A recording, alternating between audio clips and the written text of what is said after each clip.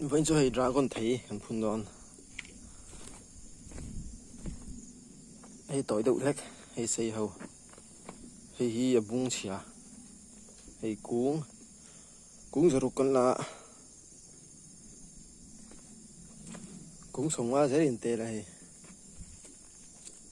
bàn khata bắt thúng dễ liền phun nga bắt dần như vậy là phun cần tôm đòn hay tiếng bàn ai nha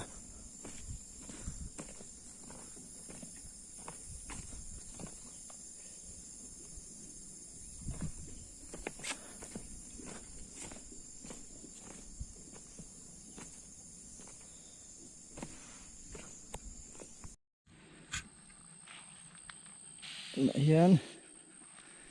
rau phơi cần phun to hay cũng giờ rục về trời lâu nàng chi nè nó là cái hiểm nan ngày gặp thôi này nằm rồi cả chỗ với cả ngài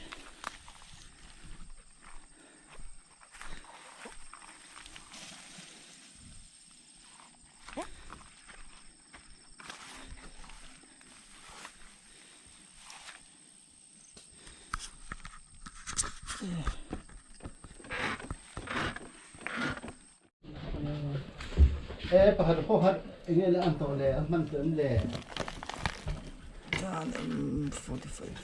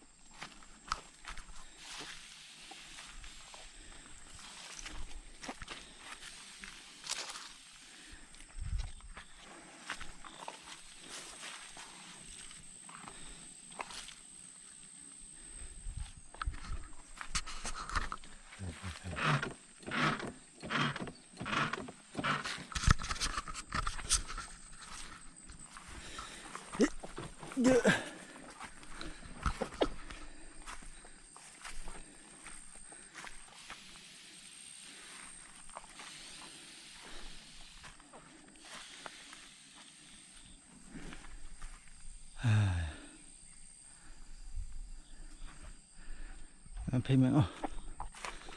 lết rồi con lại mang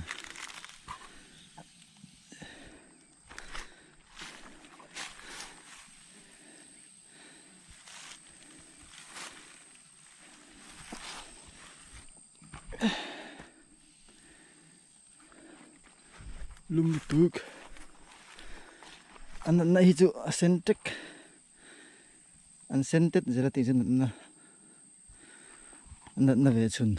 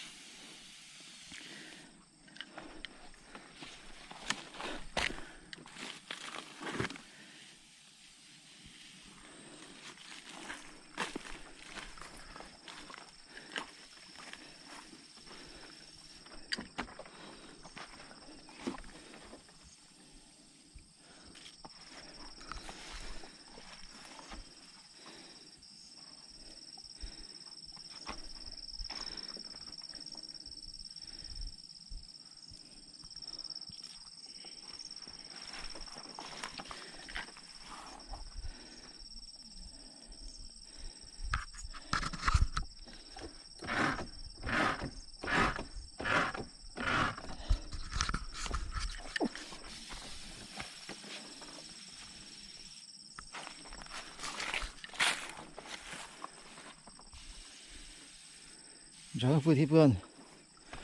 răng phu chân nó bạc khát in này về à hay tiếng ở trội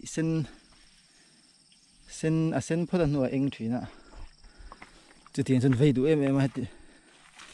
chú tiền là cái Việt Nam chú tiền cặp mấy cái này